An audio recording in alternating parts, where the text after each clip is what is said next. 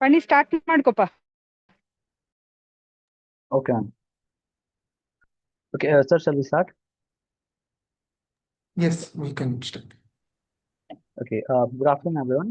Welcome to the Creative Weekend Talk of episode 163. So, I'll give a little introduction about Creative. So, Creative is a community of knowledge enthusiasts dedicated to sharing and growing together.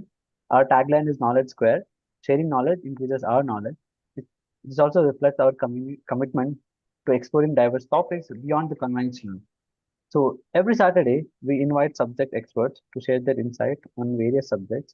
So today we are exploring our topic about remote sensing from Dr. Raghavendra SP. So Dr. Raghavendra SP, he's a research center at ISRO's National Remote Sensing Center. One of his specializations include machine learning and AI applications and geospatial automation as well. So, if we look at his contributions, so he has contributed in early landslide warning systems, water security indicators, and he also included Google Earth Engine, Python, and a lot of these in the scientific research. So today, let's give him the stage for him to talk. Welcome, Raghavendra. Thank you. Yeah, presentation. Yeah, oh, the screen is visible. Yes, The visible. presentation. Yes. You can go to the presentation. Yes. Very good afternoon. Namaskara. I'm Raghavendra SP. I welcome all for this weekend talk from Pixels to Progress Geospatial for Sustainable Development Goals. I welcome the entire creative team here, and my mentor PP Nageshwar Rao sir is also there. Very namaskara sir. So today I will be dealing with two major frameworks which are very active in the world, that is geospatial AI and sustainable development goals. And today it's a very scientific auspicious day. We are celebrating National Space Day, and this year's theme is from Aryabhatta to Gaganyaan. That is ancient wisdom to infinite possibilities.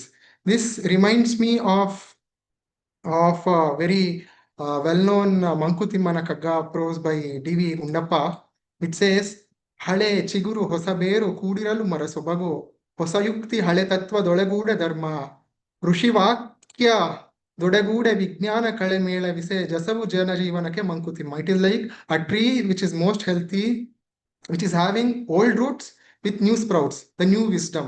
But the ancient knowledge system is always intact. So that are the roots.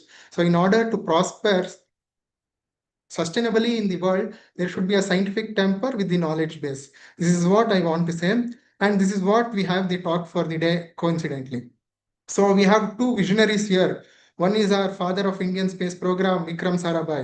He says the development of nation is intimately linked to the science and technology application of use of science and technology in order to have a very good outcome for the people. In the same way, there is another person who is in the news recently, though although his contribution is from past 5 decades, is Geoffrey Hinton, who won the Nobel Prize for the physics for laying the foundation for artificial intelligence. Although he laid the foundation for artificial intelligence, he feels AI will eventually take control. But why to fear? Why to fear? Why should we fear? When we have an effective tool or a mindset where we sustainably can use this mechanism or the wisdom whatever we have in order to sustainably have a progress community. So in order to blend this together, we have this called geospatial AI. So what is this geospatial AI? So let me give a basic introduction, because the audience here are from a diverse community. They might be from different domains. So let me go with the basics, and I will keep the presentation very simple so that it reaches the audience in a good manner, and that becomes a food for thought for deepen understanding or thinking. So what is geospatial AI? You know geospatial data. Most of the people are using Ola, Uber, Zomato, everything. So that is all itself geospatial. Any data which is having the location tag to it is considered geospatial. Here it can be rasters, vectors, satellite images, maps. So all this data clustered together under a big chunk is called geospatial. And what is AI? We know what is AI. Even a budding kid now, even in his school, the basic concepts in computer are taught from the artificial intelligence background itself. So artificial intelligence is enabling the system, which is not a living source, but giving it an intelligence framework where it can think on its own by the data we supply and answer our queries.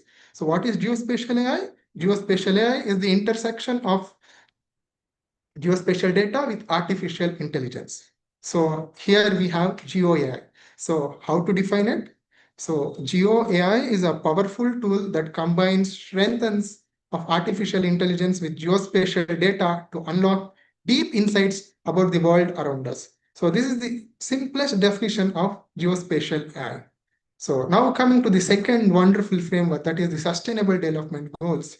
In the year 2025, when United Nations program held a meeting together where we can effectively contribute to the society in a welfare manner, but sustainably grow as a community. They brought up with this 17 core ideas or the points where each and every point from soil to space, from poverty to ocean, from life above the ground to life underwater, everything is witnessed. But not at the cost of any sacrifice to the nature or any harm or damage caused to the nature. How we sustainably grow, keeping in hand to the nature. They came up with this beautiful 17 points, which are termed as 17 SDGs or sustainable goals. So the aim is to achieve these 17 sustainable goals by the year 2030. So already we are in 2025. We have 5 years hardly left. So how to catalyze this?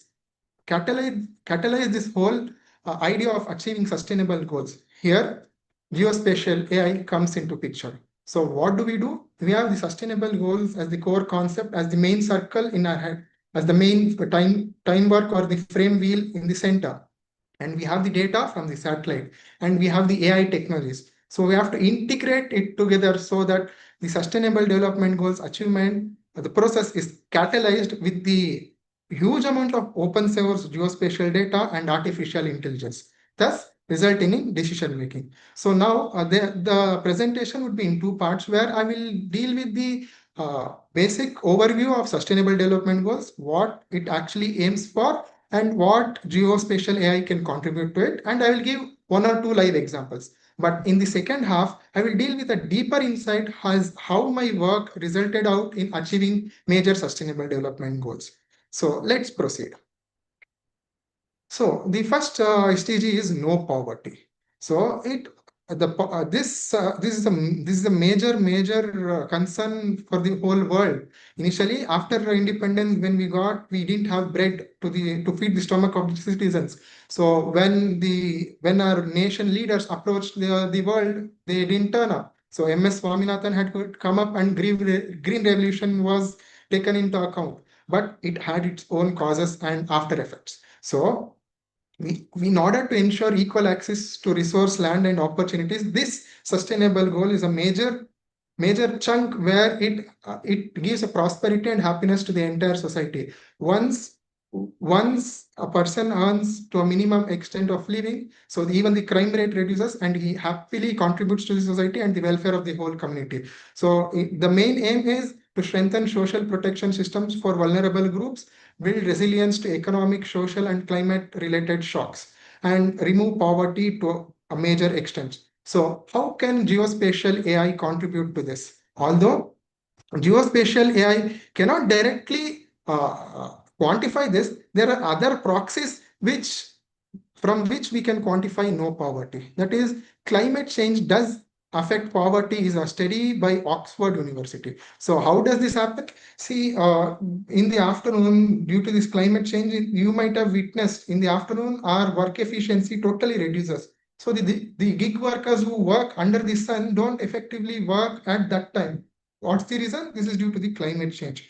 So if there is a trend analysis or an AI mechanism where we can see how the global surface temperature trend across the nations is happening and how it is affecting the human beings, we can bring upon change like afforestation or converting or moving from fossil fuels to renewable sources of energy, which might result out in a clean environment and where the mind balance is also maintained. So what can Geo AI give a pathway to? we can map poverty hotspots using satellite and socio-economic data. So this is not a major satellite data which we can query from, but using the GIS technology, the geographic information system, we can attribute to the social economical data and we can map the poverty hotspots, which gives an indication for making any plans or any policies in the future so that this part of a society can be taken into account and a welfare can be seen. So predicting vulnerable zones and risk modeling. So this is a major development activity going on because climate change, we are in the era of the climate change and it is majorly impacting the livelihoods. So monitoring climate change impact can't be done at a source level. So it requires a synoptic view that can be harnessed with the help of satellite data. This finally supports the policy decisions making using geospatial analytics. Here is a just to make the more interesting. I have brought in this nightlight picture of New Delhi. If you see, this is obtained to VIIRS, that is visible infrared image in radiometer suite, which quantifies the nightlight boom around in and around the city. So if you see the trend from year to year, this nightlight trend is growing. So this also acts as a proxy to how well that the part of the society is prospering and what infrastructure development and how well the technology is reaching people and the electricity is reaching people to a major extent in terms of rural India can also be quantified using this. And the second is the land surface temperature by NASA SOMI NPP, where we get a land surface temperature at an every interval, every daily land surface temperature is obtained. So we can do the trend analysis and see how effectively what we are contributing and what we are receiving back in terms of climate change can be quantified. So is the next SDG is zero hunger. So what do we aim? We aim to end hunger and malnutrition. That is a major issue facing in most of the non-developed countries. And in order to overcome this, there should be a stable food security policies. And this can be only done with Annadata Sukhi Bhava. How can this be done? If we help a farmer in an effective way, where we can increase his productivity, where we can increase its agriculture productivity and doubles his income, he'll be very happy to contribute back to the society. Although without any expectation, he is contributing back to the society. So he's called Megila Yogi by Kuvempu. So in order to push him or give back to the farmers, we have to double his income or give a supportive decision system where he is also well equipped with the technology, not only the traditional practice. With this technology interventions, it might be more benefiting for him and thus promote sustainable agriculture. How GeoAI pathways to this is by crop monitoring. With the huge amount of open source satellite imagery, crop monitoring is a major magic that can be done. Crop monitoring, precision agriculture, then drought and yield forecasting. So this part I will deal with in the second half, where this was the major chunk of work which I did, and this has been effectively come out. So you can have a practical example in the further slides. So what else can be done? We can have a AI powered mobile alert for sowing, irrigation, and pest control. So based on the monsoon or the climate data and the rainfall trends and the patterns, we can effectively say at this point of the time sowing should be done. This much of amount can be given so that water productivity is also taken into account. And if there is any anomalies detected in terms of temperature or biological interventions, pest control measures can be suggested. So here is an initiative by the central government, Namo Drone Didi scheme, where it empowers women self-help groups with advanced agriculture technology, where drones are given at a subsidized price, where they can be effectively used for crop health, uh, distribution of sprays or medicines or pesticides or fertilizers to the drone. So as the labor force has been decreased primarily in the agriculture sector, using of drones could effectively overcome this and empower women and particularly farmers to have a sustainable living and a good life. Next is good health and well-being. This is the SDG 3. Everyone requires health. Health is the wealth. So in order, what does this SDG aim for? Ensure healthy lives for all and reduce pandemic diseases, strengthen healthcare accesses. Recently, we have witnessed 2019 COVID pandemic. It was a major disaster for the entire world. So how did GIS or geospatial artificial intelligence contribute in mitigating it, or how to overcome, or how did it help it? Hence, we can make an outbreak mapping or hotspot detection, through which we can make contact traces and mobility analytics. So they used to trace people who are affected by COVID, and that zone would be buffered with the hotspot, and no one were human interventions were cut off from them. So how does this help in?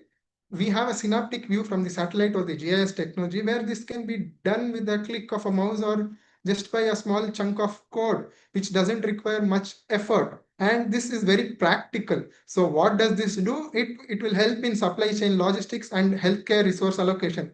Example, in a ward, this many patients have been affected by some disease or some element. So what is the nearby healthcare facilities available? Is the patient's disease can be treated there, or which is the nearest thing is the best remedy, best solution for him at that point of time.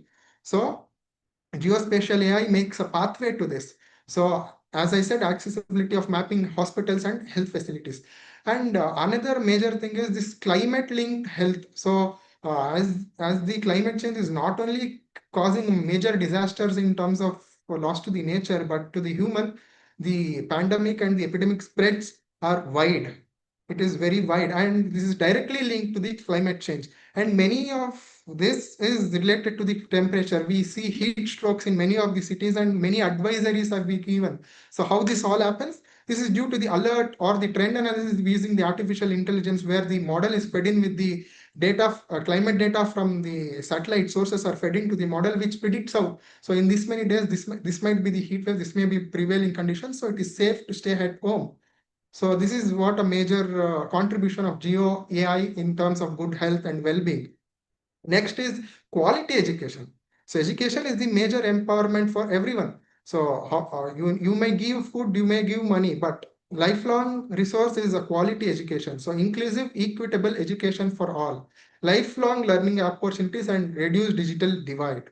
So how does Geo AI pathway do it? Not only I will touch upon how geospatial AI can help it, but what are the open source geospatial AI or the frameworks that should be insisted in a quality education mechanism, where from a very childhood people get aware of these GIS technologies, and they totally involve themselves and their work into this geospatial AI would be more benefiting to the entire society. So mapping school locations and unreserved areas. So the labor sector of the society are a little down in terms of education line. This is because of they have to earn their living. If they go after schooling, if they want to go to pursue higher education, they need money. But in terms of what is the accessible education in and around their location, if they are empowered with it, they can earn and learn. Both can be done. Identifying disaster prone schools using satellite data. So this can be used using a very high resolution data. Although I say the open source data might not be helpful, using the drone data set, we can actually monitor the disaster prone schools. Although the funds might be allocated to the various education departments, but the infrastructure activities might have not gone well because of the remote location. But drone analysis could give a better and a soul proof land ground truth information about how the infrastructure in the school is prevalent. Then education technology geospatial platform for rural learners.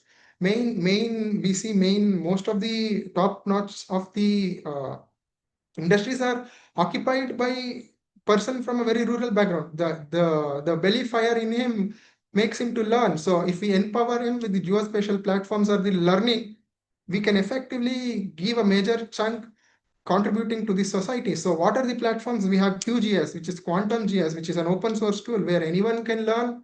However, wherever there are large number of documentations to it, and there are good amount of resources. So it is an open source. It is totally free. Google Earth Engine has petabytes of data. It is just by the click of having a Google account, you can access most chunk of the data and do it has a cloud computing where you can do the most of the analysis then and there without having a sophisticated hardware at home.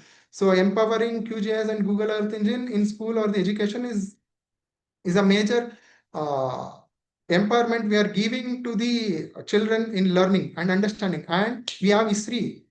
ISRI has a famous quotation, the science of where. So Jack Dangermond always says geography is location science. Geography doesn't, in a common Indian sector, it comes under the art, but it terms it the science of where. It is a location science. So it is everywhere. You take from oceanography to space, the location is very much important. So quality education and geospatial AI should be interlinked together. And in this era of the new geospatial policy and the national meet held, so each and every individual should be well equipped with the geospatial technologies around and should use it effectively to whatever work is doing as of now.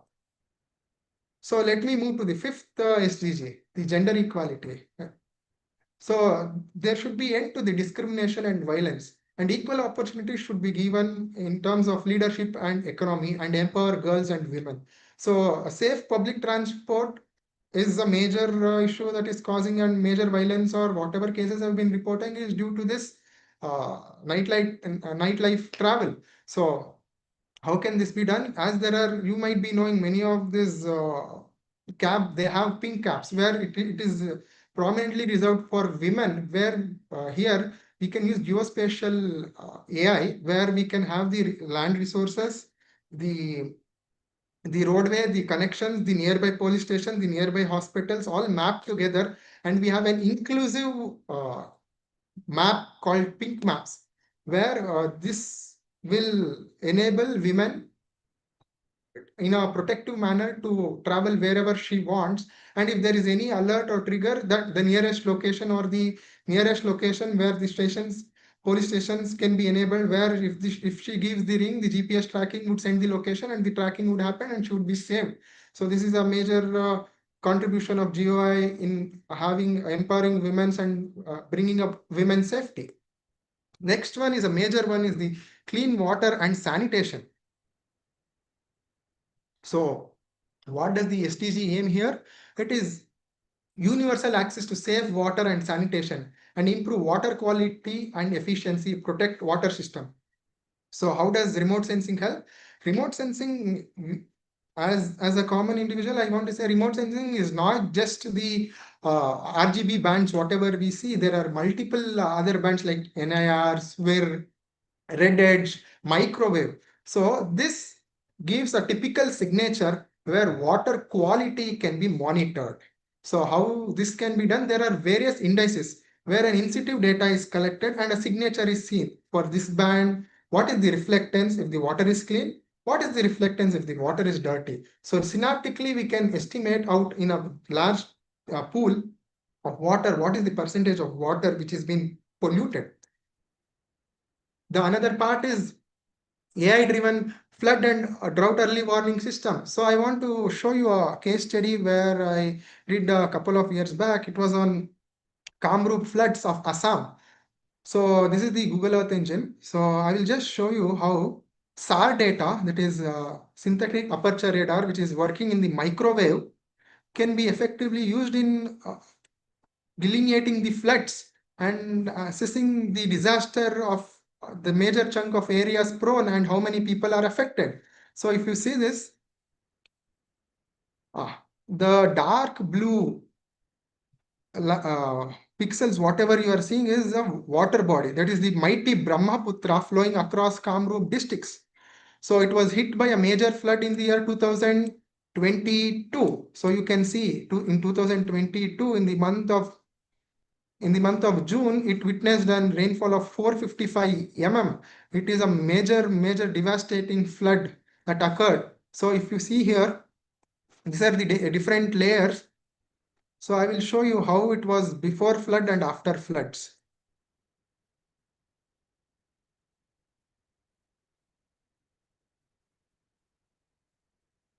See, before flood, it is very serene, very pristine. See, Brahmaputra is very dignified flowing across Kamrup. But Brahmaputra has become devastating due to the floods. See here, you see the change. You see the change. This change is where the flooded areas So this can be effectively quantified by the satellite imagery. You see, this is the major change.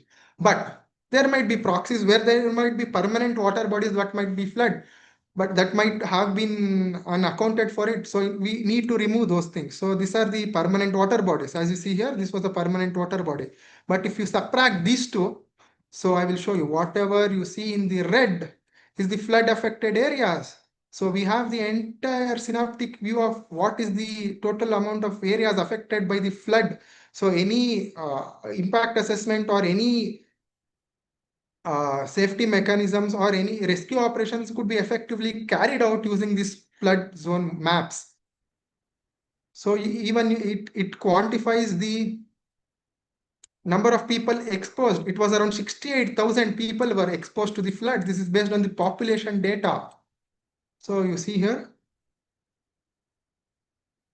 most of the agriculture fields are washed out and most of the people have lost lives. So this is a major issue in the Northeast. So we can build an early warning flood system where we can give a warning where lives can be saved. Okay, then coming back to the slide. See here, these are the beautiful SAR composites of Ganga, Tungabhadra and Kaveri river. You can see the features here. This is the Sandur cyst belt. This was done using the multipolarization composites using VV, VH and VV by VH giving red, green and blue. So this is for the SDG 6 and there are many more couple of things that can be discovered through it, but this I'm just giving a broader view. So let me speed it up. SDG 7 that talks about clean energy, where universal access to modern energy and renewable energy promotions and energy efficiency improvements can be done. Where I will just share you with this SAM. This is called segment anything model. Segment anything. You must have seen where if you have a picture of horses, when you run this model, it used to segment only horse and the background sky or the field is removed. In the same way, there is a SAM Geo, which is majorly used for geospatial technology. Here, this is a very high resolution drone imagery.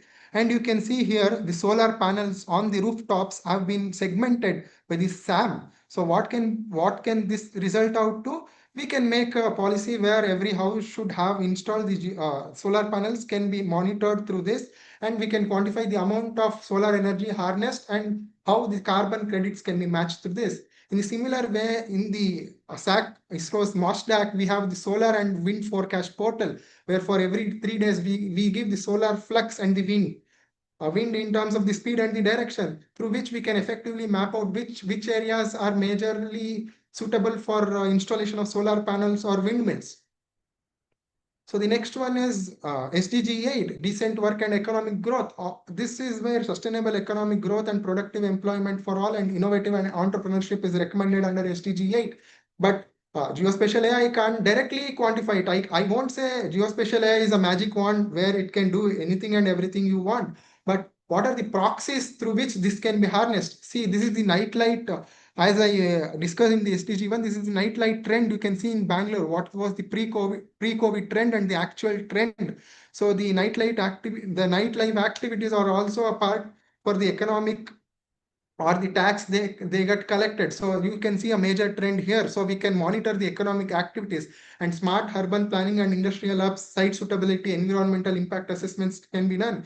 And even this will help in tourism and cultural heritage monitoring.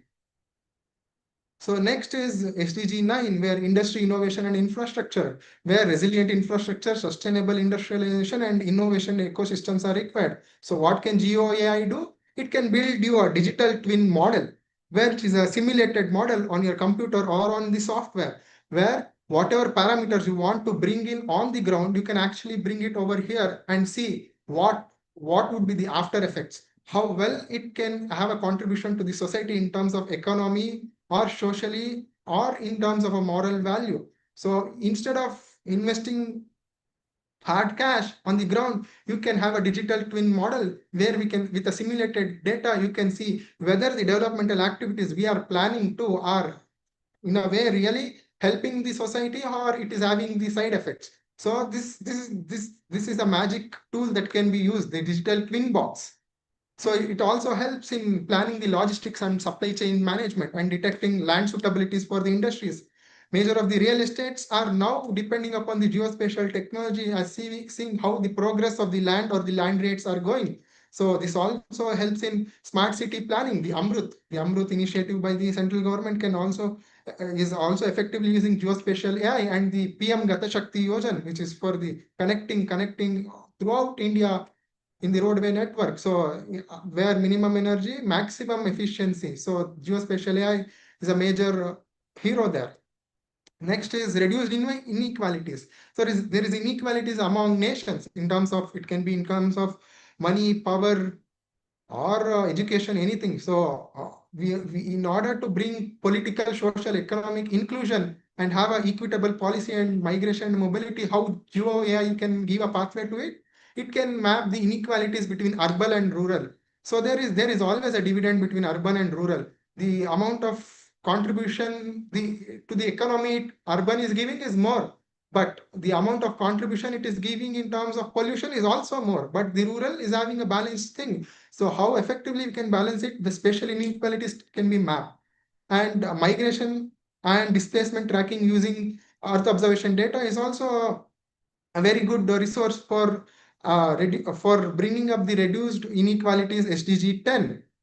Next is SDG 11, where sustainable cities and communities, where it includes safe, resilient cities, affordable housing and transport, and sustainable urbanization. We are in the era of, we are living in an island. Which island? Where there is no water in Bangalore, but which is it island? The island is urban heat island. Because of the climate change and massive amount of pollution and burning of fossil fuels from past century, we have been granted a boon of urban heat island. So what can AI do? It can monitor the land use and urban sprawling. After which, what can be done? The traffic and air pollution monitoring can be done, and which will give us an outcome of how smart disaster resilient city planning should be. So it identifies the urban heat island hotspots. And if you see here in the rural background, in the rural community, you see the land surface temperature. It is around 25 to 27 degrees Celsius.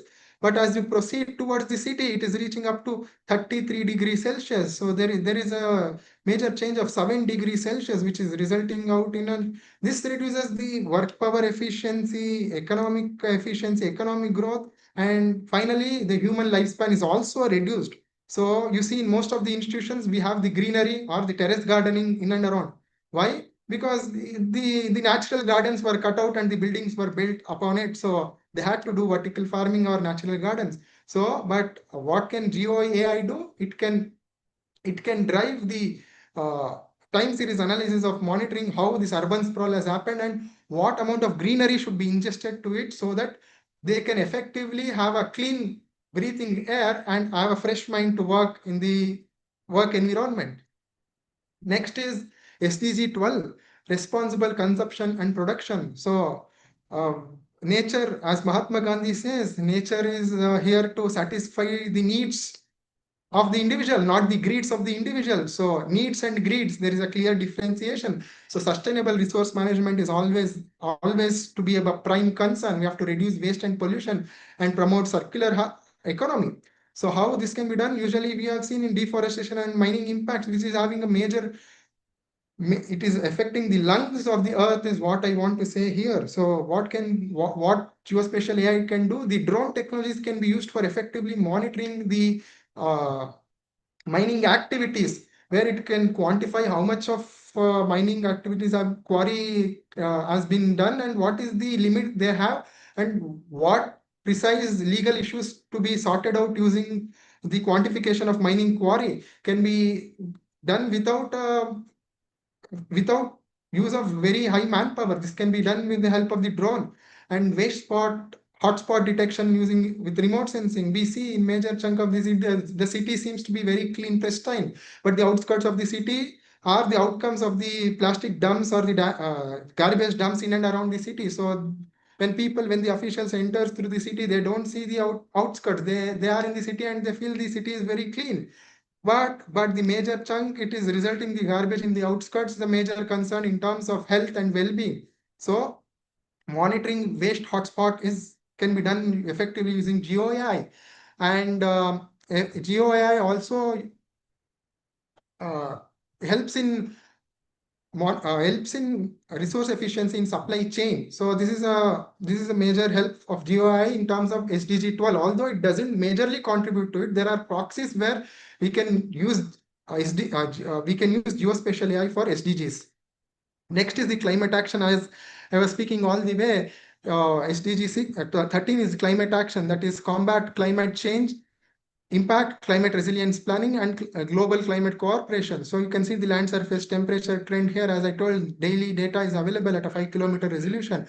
What can GeoAI do? It AI based carbon emission estimation. So what is the emission you are doing, and in and around your house, what are the trees and what are the carbon credits, where what emissions you are doing, and what is taken within is can also be monitored. And climate risk hotspots is a major concern, and mainly the forest or the wildfires are not wild or natural disaster. It is a man-made climate change, climate-induced disaster is what I want to say. So climate adaptation and mitigation plans can be effectively chalked out using GeoAI. Next is life below water, conserve ocean, seas, and marine resources, prevent pollution and overfishing, protect coastal ecosystem. So after totally exploring and exploiting Earth, now is into the ocean. So SDG 14 mainly addresses this. So what should be done? Remote sensing of coral reef health. Because of the major plastic dumps in the ocean, the coral reefs have been totally affected, and AI-driven illegal fishing detection. So how AI-driven illegal fishing can be done? Fishing, potential fishing zones can be mapped using the sea surface temperature chlorophyll A, where we developed a index called sea surface temperature chlorophyll integrated index, where these are the potential zones. But these zones should be harnessed for a particular duration of times, not during the breeding season or not during the restriction seasons. But there are illegal fishing activities that can be done. The vessel monitoring can be done using the radar technology, where it detects this ship or this vessel is crossing without the intervention of the coastal guards. So this type of security issue can be majorly used with the help of geospatial AI and ocean pollution monitoring, because of the transportation of oils from country to country. Oil spills have been a major thing, and there is a bioenzyme where it eats oil. So we can, if we could monitoring if we can monitor the oil spills from the space. If we get the location, we can drop down the bioenzyme where it doesn't pollute the ocean, but it eats up all the oil spills and make it efficient, so there is no waste left. So all the marine environment, marine animals live happily. So coastal vulnerability mapping can also be done. So the next is 15th one is life on land. What does it do? Protect forest, biodiversity, and ecosystem, combat desertification and land degradation, and end wildlife trafficking. What can it do? Deforestation monitoring. Next, I will be showing you a GIF image or a animation of how in the Assam the forests have been cut down, and what we have we anything can be done on paper, but we can't lie to the satellite images. So I will show you, so you'd be surprised to see it. And biodiversity, habitat mapping, and land degradation and desertification analysis can also be done. And major thing is this poaching. So poaching and wildlife corridor monitoring. This can be done where a security alarm can be triggered when a human intervention happens or any vehicles enter to the restricted zones in the forest. So if you see here, this is the forest loss in Assam from the year 1984 to 2016. You see how it is sweeping along the drainage pattern. You can see how humans have contributed effectively in cleaning up the green cover on the earth and making it brown. So you can lie in terms of paper or other factual things, but in terms of satellite, no one can lie. So the eye in the sky is the satellite, and that is the major evidence for all the illegal activities going on. Next is SDG 16. What we aim here is peaceful and inclusive society and access of justice to all and transparent institutions. So what GeoAI can do? It can map the conflict zone monitoring with satellite data, and AI for detecting illegal activities like mining, logging, as I mentioned in the previous discussion. and mapping justice infrastructure access, and geo AI in humanitarian aid and peacekeeping. So I want to share with you this hot. What is hot? Humanitarian OpenStreetMap team. So this is an OpenStreetMap team where they map each and every entities on the ground. This is totally open source. This is an individual where the like-minded individual in terms of GIS come together and they map with their own interest. So this becomes a major advantage or a major tool when it comes to any disaster. Sudden disaster is broken down where remote regions can't be accessed. So the hot team, the OpenStreetMap team, the locals in and around map any such activities in and around, and that is on a global scale projected on their website. So anyone can use this data, and any plans or any mitigation activities can be taken into account. Next, the last one is SDG 17, partnership for the goals.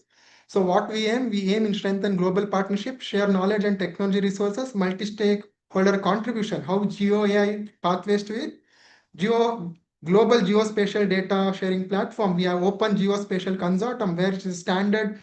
It is a standard like-minded group where there are certain set of rules and regulations where the data transfer from an individual to the society or from the society to individual. There are defined frameworks where the sharing of data becomes open, clean, and it is workable. So we have a data in a particular format. Say we have a JPEG image, but that can't be used for a person who is in another country where the standard formatting is PNG. But how to do it?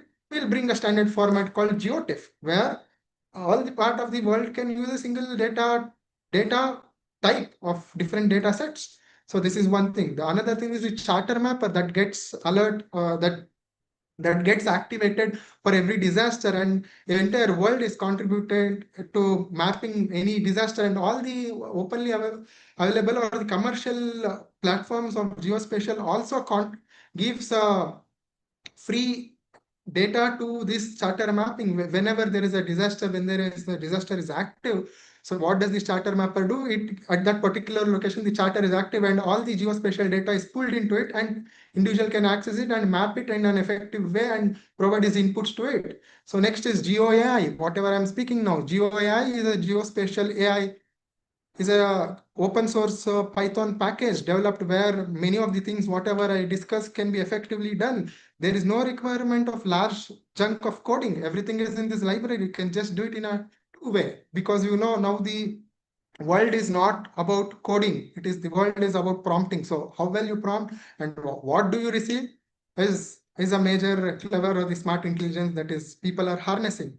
So this is what on a broader perspective, how SDGs and geospatial AI can SDGs and geospatial AI, there is an intersection, or how geospatial AI can be used for harnessing the SDGs. So now I come for this. I have last 15 minutes left. So 5 minutes I'll take the question. So in 10 minutes, I will try to cover up geospatial AI in action, the applied case studies. So during my MTech and my early career, how effectively I could use this geospatial AI in my work, and how did it contribute to the sustainable development goals. So majorly I'll be sharing about the agriculture project that I took up during my MTech under the guidance of Dr. P.P. Nageshwar sir. Sir is also here in this meeting. So in the Kharif season, mainly due to the cloud cover, the crop mapping can't be done using the optical data, because in optical data, the clouds are always there. And you see, this is the optical data in the August 2022 for Gauri Bidunuru. It is Chikkaballapura Taluk of Karnataka. So here you see the cloud fragments here. You can't effectively map the crops here. So what can be done here if there is no optical data? What is an alternative to it?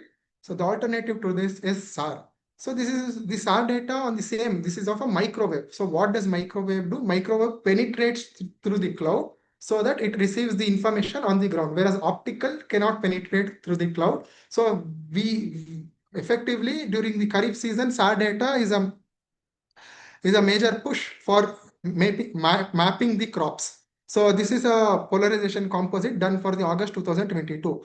So what I did was integrating optical and SAR data for crop classification in Gauri Bindur Taluk. What did I do? I made a temporal composite taking satellite images for different dates and different bands A temporal composite was also made. Multispectral composite was also made. So the data was used. So some normal machine learning pre-processing was done, like normalization of bands and everything, and ground truthing. So I had to go to Gauri Bidnur, which is my native. So I had to go to Gauri Bidnur for 3 to 4 times in order to collect data. So, but by the time I went, it was in the month of February, March. So I couldn't get the evidences for the month of September or October. So what with whatever data I had to train the model. I use the random forest algorithm for doing the supervised classification. So upon these satellite images, I gave the locations of around 200 points, where 50 points were of paddy, 50 points of maize, 50 points of banana, 50 points of mulberry. So this was the training that was fed into the model. So what did it do? Using the satellite images stacked, it understood. So at this point, this is the crop and this is the signature. So the machine could understand. So, so this at this signature, this is the cropping pattern. So it finally gave me a classified output, classified map. So which comprised of whatever five crops I chose: banana, maize, mulberry was the major crops that I chose for my area. So that resulted out in classified maps and area estimation, and we got a crop classification maps and area estimates out through it. But wait, we have geospatial AI to it. How? Google Street View for ground truthing, bridging satellite and street level insights. As I told, I couldn't go in the month of October. So what can be done? And even the ground truthing is very expensive, time consuming and limited coverage. Satellite based verification models require accurate validation. Although we can do, but ground truthing is must.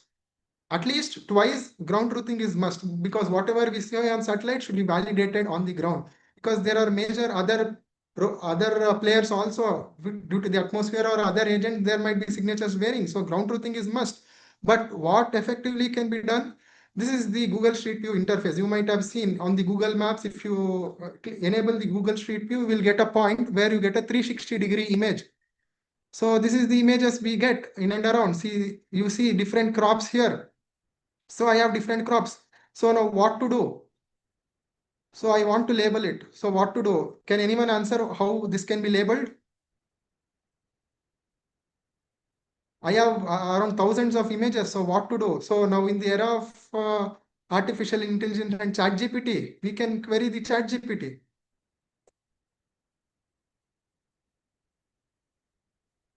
We can feed in all these images to the chat GPT and ask, which is this crop? It gives with the location, this is maize, this is paddy, this is mulberry. So this acts as a ground truth points collection. So which can effectively have a more add-on to the training, whatever we do. So at the tip of the fingers, we have the ground truthing. So this is the power of artificial intelligence, as I was saying all through in the past 40 to 50 minutes. So you see here, so at the tip of the fingers, the data is in your system. So you see here, so this can be fed into the model and effective crops maps can be generated. So this is the crop classification map generated using multispectral MSI data on a single date. And you see the accuracy is 72%, and you see the area estimations for banana, mulberry, maize, and fallow. This is this is the same crop classification using this SAR single date image using VV, VH, and VV by VH polarization.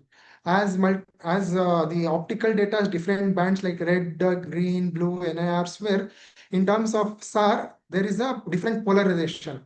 Because people are from various background, I just want to give you a basic introduction. VV, VH, and VV by VH are different polarization: vertical, vertical, vertical, horizontal, vertical sent, horizontal received, vertical sent, vertical received. And we have the crop estimates also, the area estimates also. So this is the multi-temporal. As I was saying, the crop phenology should also be accounted. So we have the multi-temporal composite, and you see the overall accuracy has increased to 80%. But now this is the hero, the fused data, which is the SAR and optical, which is resulting out to the 80% accuracy. So you see, even in terms of cloudy day, fusion of optical and SAR makes our life simple and giving out a very nice product of crop maps. So Kharif crop mapping, difficulties can be overcome to a certain extent. I won't say to a full extent. To a certain extent, SAR is the savior for us in terms of cloud cover. So how does it another monitoring is the crop phenology monitoring. You can see the patterns of different crops using the NDVI using along across the crop growing season. So you see in terms of maize, you see a single peak. So it was grown in from the month between June to December, and it was harvested. In terms of mulberry, you see the rhythm. You see the rhythm pattern here also. This is the VVVH polarization. The rhythm pattern is due to the pruning and harvesting of mulberry leaves. So crop phenology can also be effectively monitored. So after this, what can be done? Crop yield forecasting. So machine learning technologies like random forest SPMs can be used to produce crop maps. Deep learning can be used for detailed crop health monitoring, and neural networks can be used for making forecasting or modeling crop growth patterns. So what can be done?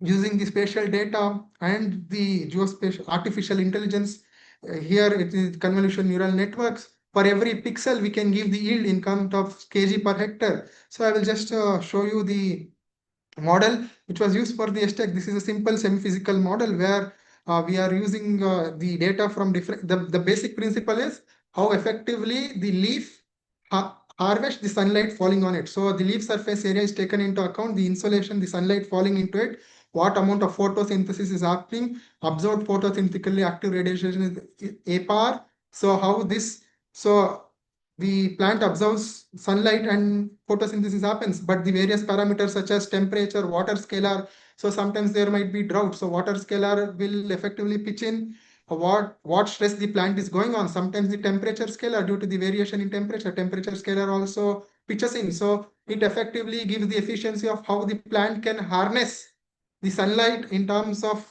edible carbon, that is in terms of food, can be assessed through this entire model. So this is based on the radiation use efficiency, as I told.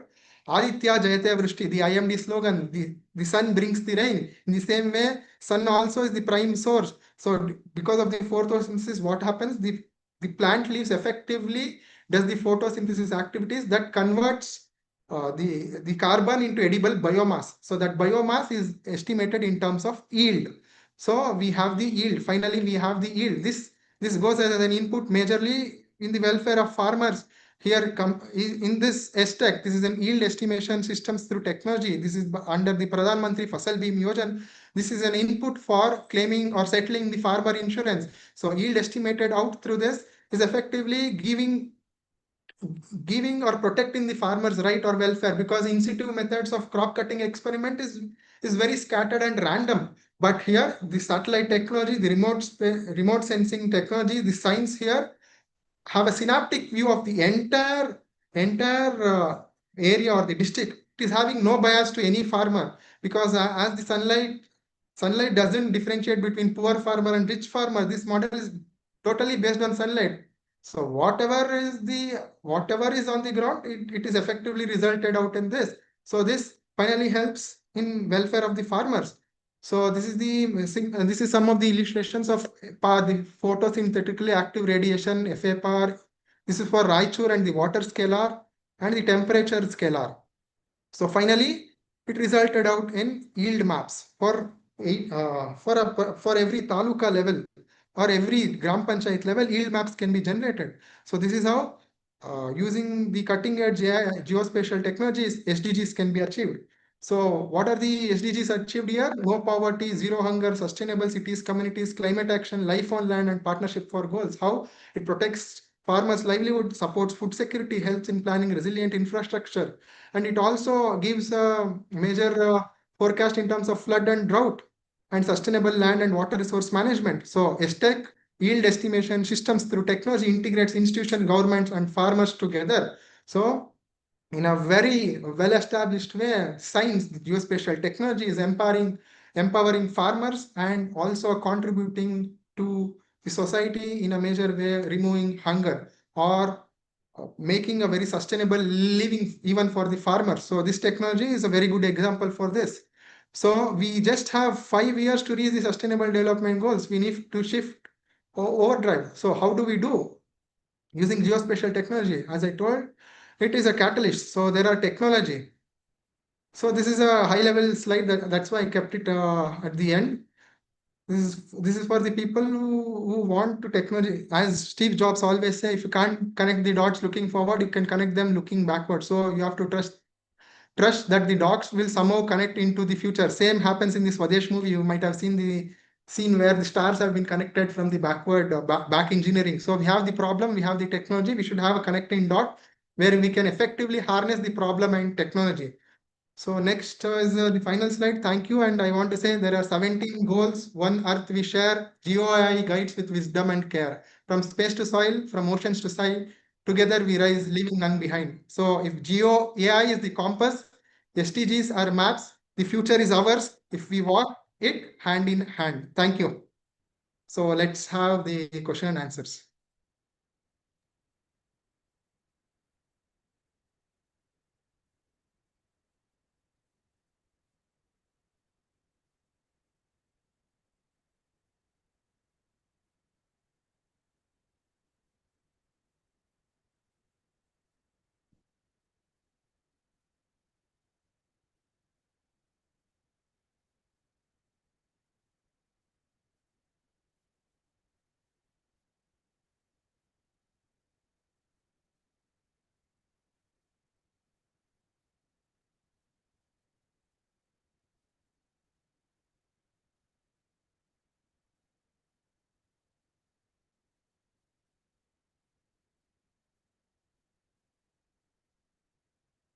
Yes, if anyone is having questions, they can proceed.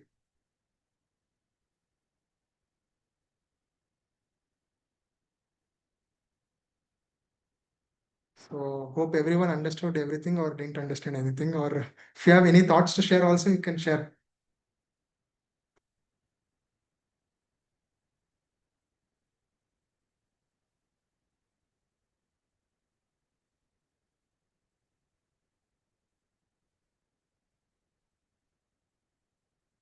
Okay.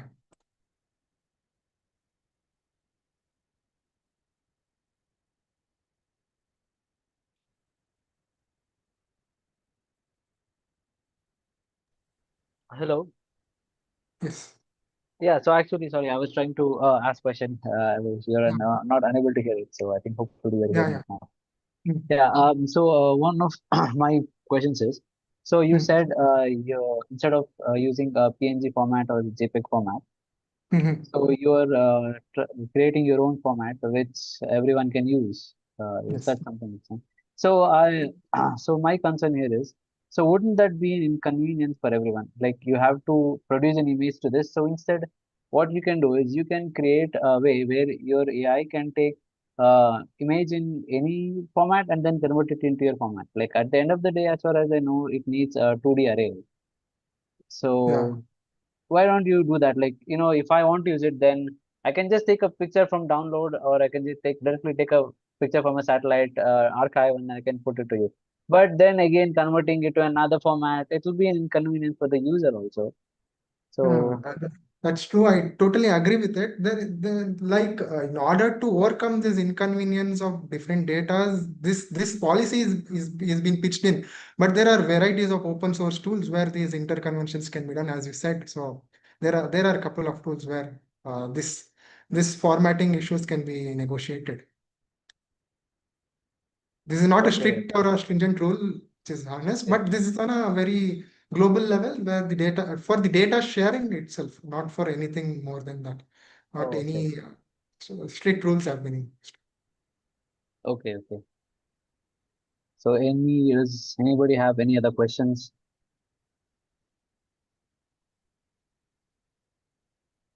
Um,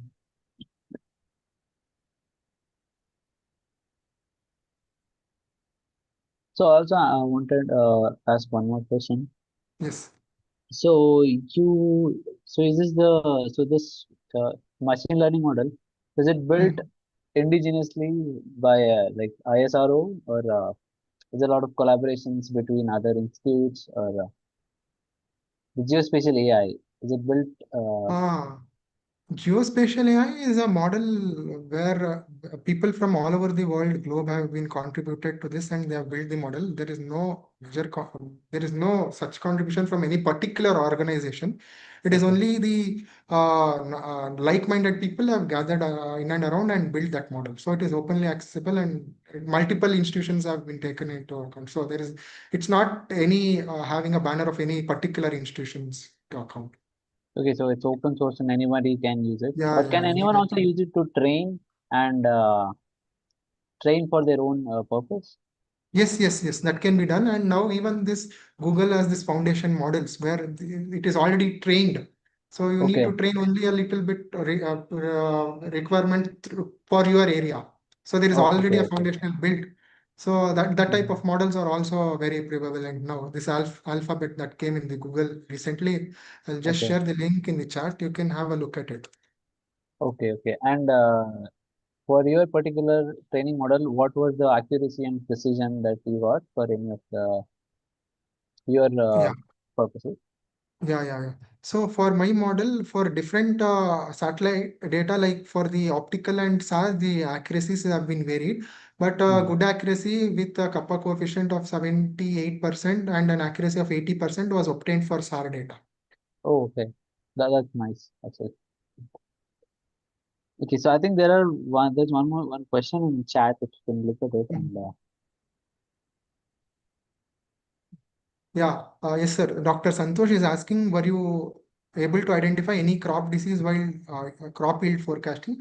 Not particularly crop disease could be identified there, but some crop stress could be quantified there because of the major water supply or the temperature stress it was going through. So that could be identified.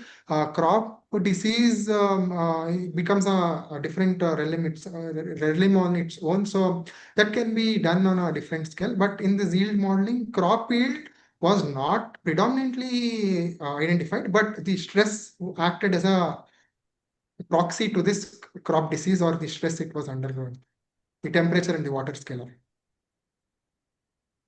okay, I hope Dr. Santosh got his answer. So if nobody has any other doubts, we can end the talk. We're almost at 1 hour, so I think Yeah, we finished the talk on time. Yeah. yeah, yeah. I want to thank to the entire creative team. Srinath sir, Supriya ma'am, and Panindra for giving this wonderful opportunity. So I met Srinath sir incidentally on a telemetry day, which was Oh, 2 years back. mm, And we had a common background of Gauri Bindur. So that's how we connected now. He was in ISRO then, but I was at KSRSAC. Now I am at ISRO. So it's a divine coincidence. And on this National Space Day, we are again here in this creative team. So very much thankful to the entire opportunity given. Thank you. thank you so much for attending the talk, like giving the talk. So I think let's end the talk. Is that fine?